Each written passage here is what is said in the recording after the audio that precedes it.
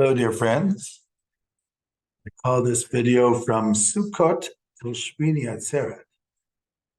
So I'd like to say a few words, and I'm addressing this to my friends in Cluj and the Jewish community there, of the meaning of from Sukkot to Shmini atzeret. Sukkot, of course, is a holiday where we sit in the booths in the sukkah. I actually wanted to film this in the sukkah, but I couldn't get my computer working with the Wi-Fi there. And every day we carry around the four species, which of course is the lulav, which is the palm branch, mentioned specifically, all four are mentioned in the Torah. The palm branch, which as you can see is taken from a date palm. And then you have, and the date palm is in the middle. And to the right of it, you have the myrtle, the hadass. And to the left of it, you have the arava, which is the willow. Aravot actually grow next to the Somash River in Cluj, if you're looking for them. And then, of course, you have the etrog, which is a citron, but it's not a regular lemon. It's part of the lemon family, but it is its own type of fruit. It's much bumpier than a lemon. It has distinguishable features like the pitom on the top that you can see here if you look like this. And the pitom is that you won't find in a lemon. You'll just find the okets, the way it's connected to the tree. Oh, here the okets came off. That's very unusual. Yeah, the way on the other side it's connected to the tree. How unusual that is. This is the etrog. There are different symbolisms about this, but the most simple idea is what Maimonides says. And Maimonides says that the four species, they all need water. And Sukkot, which is the holiday of the harvest, which comes in the autumn, right before the rainy season. And in Israel, it only rains in the winter, does not rain in the summer. So we pray for rain.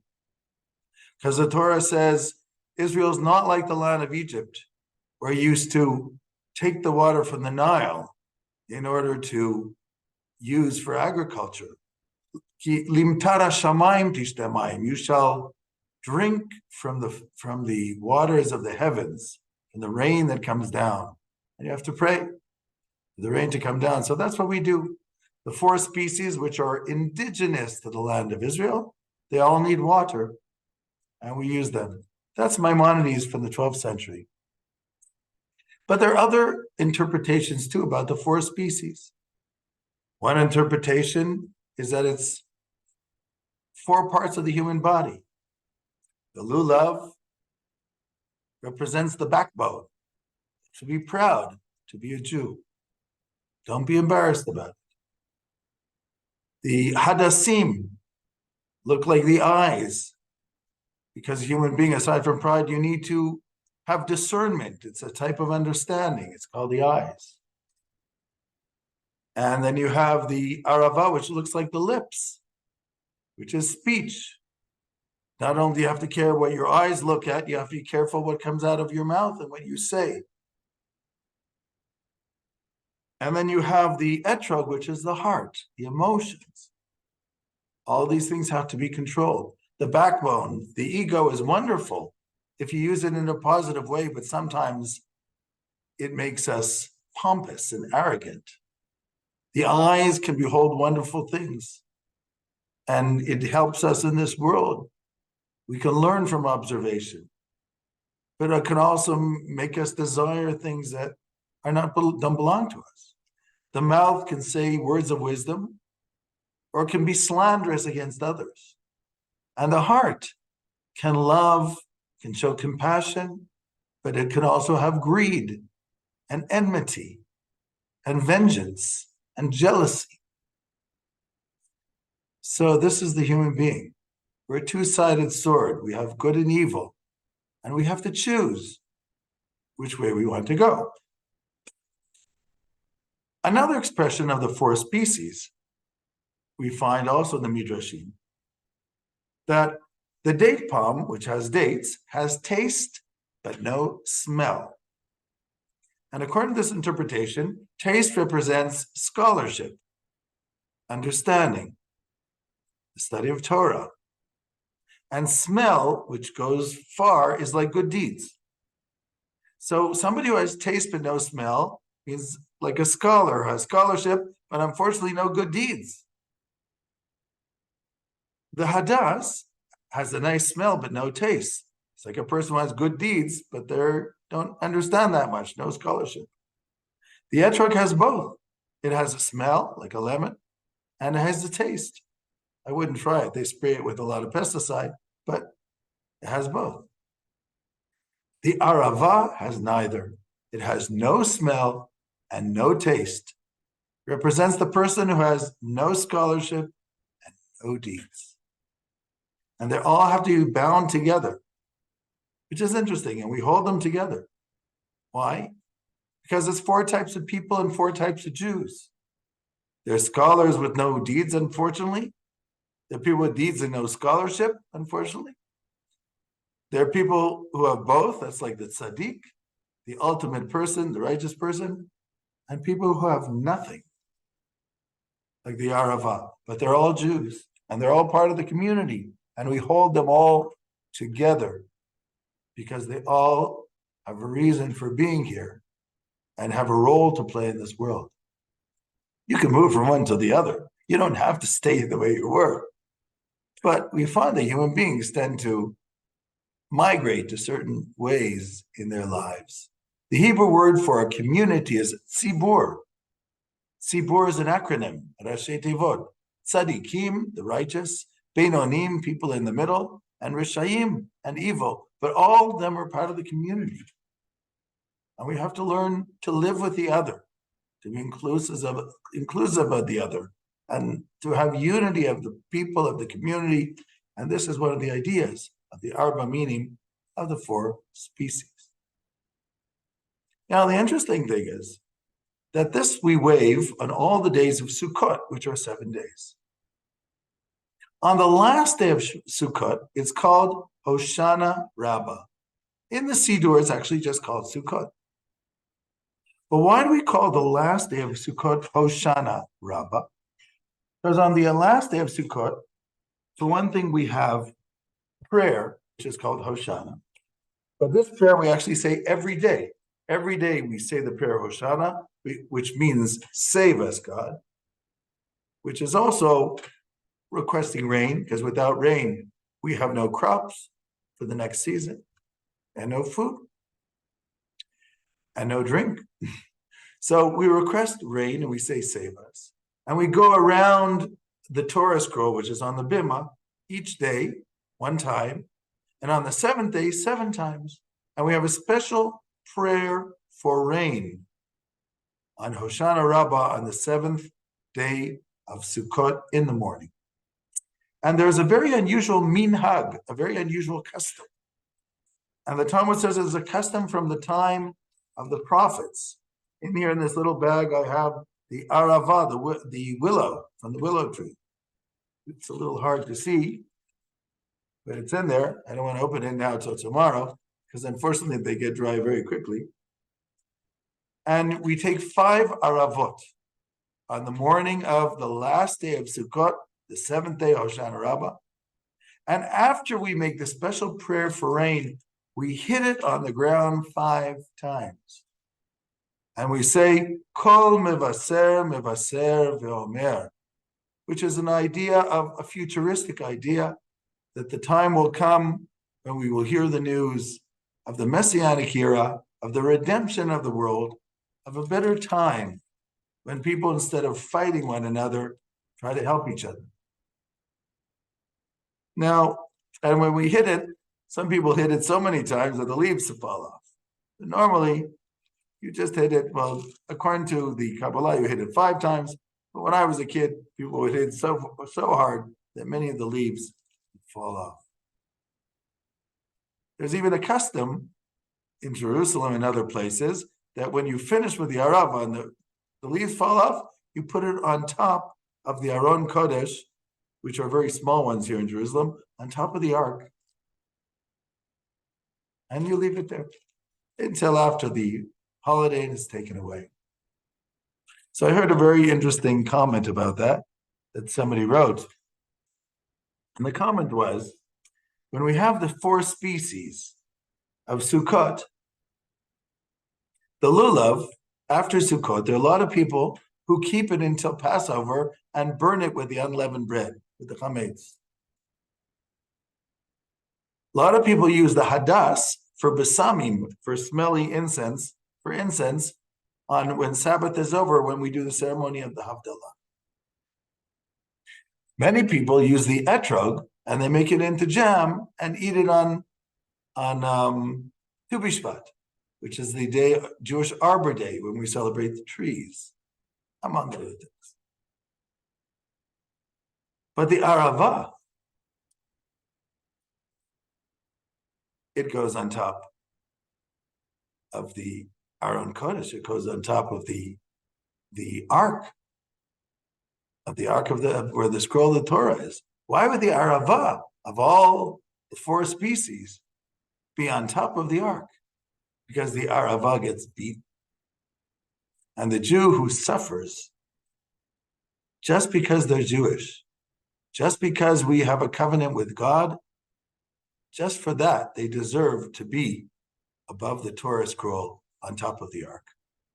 I thought that was a lovely interpretation. I have no idea where it came from. But you have this concept then of the 4 species, which represent the unity of the Jewish people. So the 7 days of Sukkot are therefore their own holiday. But we know there's another holiday on that 8th day, which is called Shmini atzeret, which literally means the assembly of the 8th day. In Israel, it's the last day. Outside of Israel, there are 2 days. It comes out to 9 days because of the extra day outside of Israel, which I will not explain at this moment. But what is Shmini atzeret? This is another interesting thing too. But before that, I want to mention one last thing about Sukkot, even though this is a brief video. We have 7 days of Sukkot. And we sit in the Sukkah and we eat in the Sukkah every day.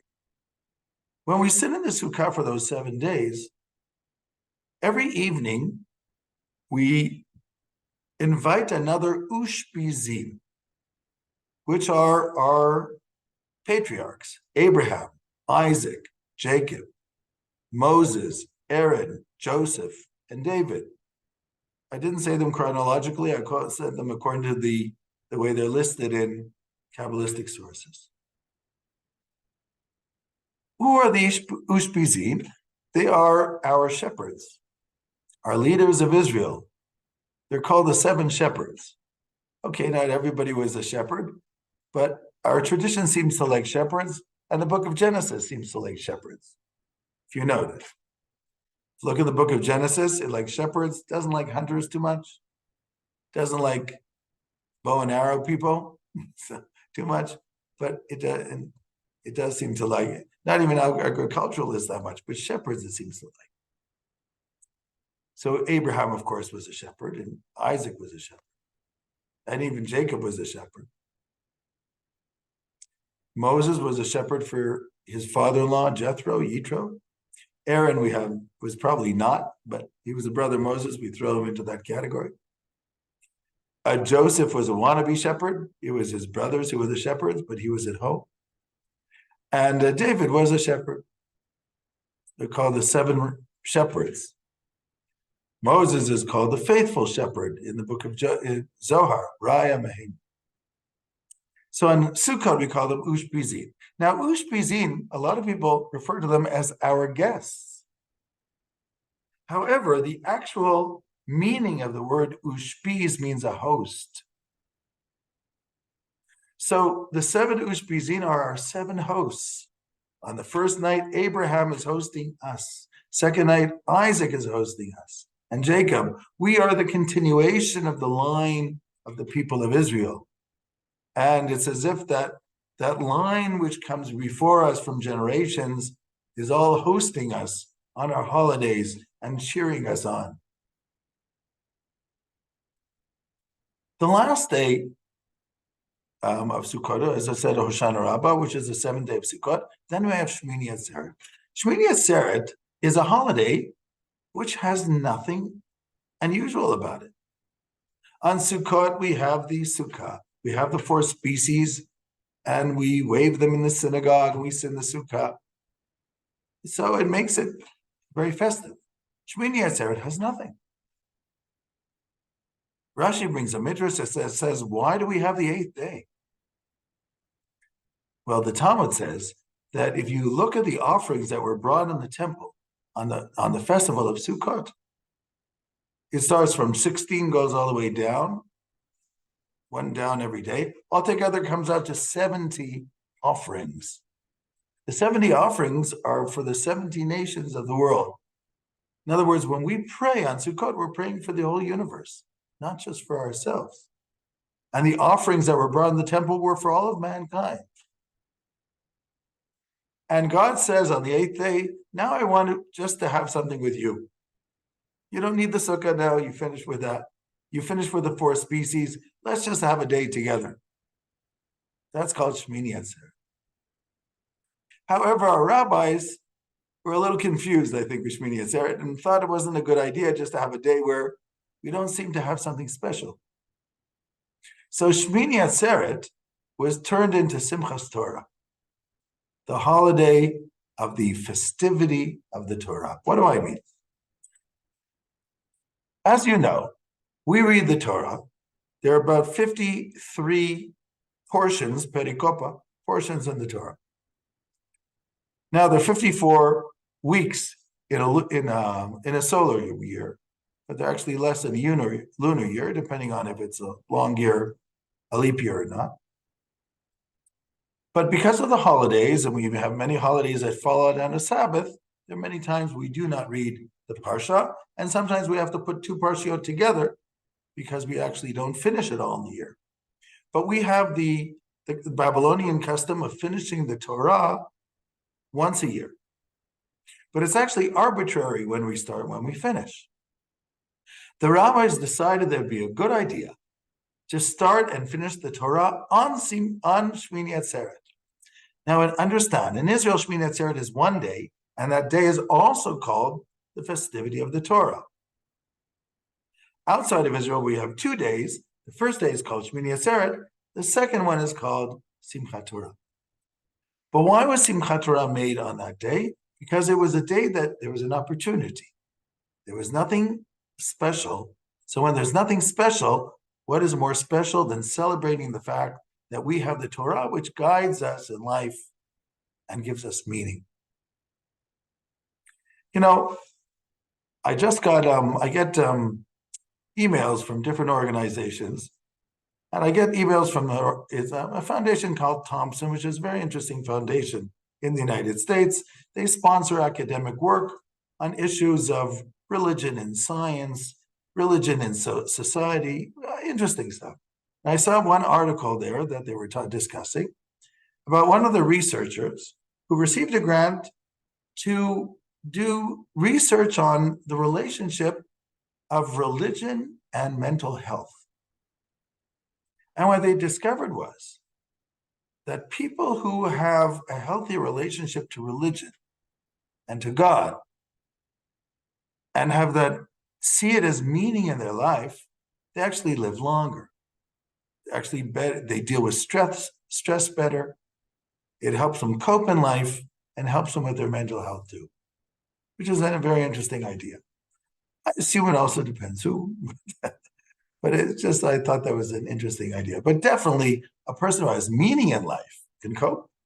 We know that, of course, from Viktor Frankl's famous book, Man's Search for Meaning.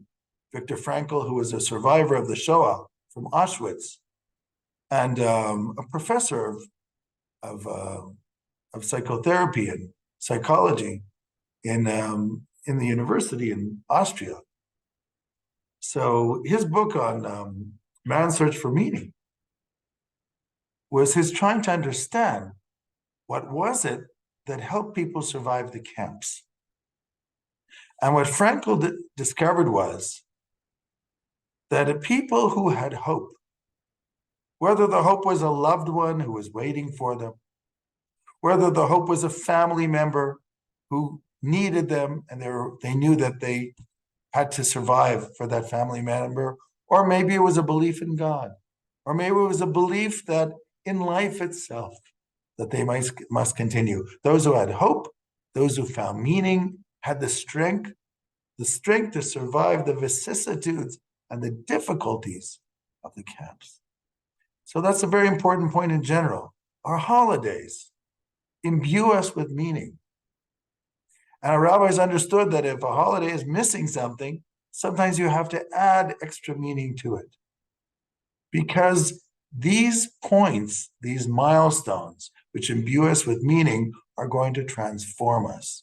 And Judaism is all about transformation, about taking a regular human being and teaching that person to transcend themselves, to try to make themselves into a better human being, a little more spiritual, a little more that divine spark which God created us when he created us in his image. So this is simchat Torah. We are happy with the Torah when we don't have anything else particular because of the guideline, because of the meaning that imbues in our lives. I wish everybody Chag Sameach and a healthy new year and a happy new year too. Shalom, shalom.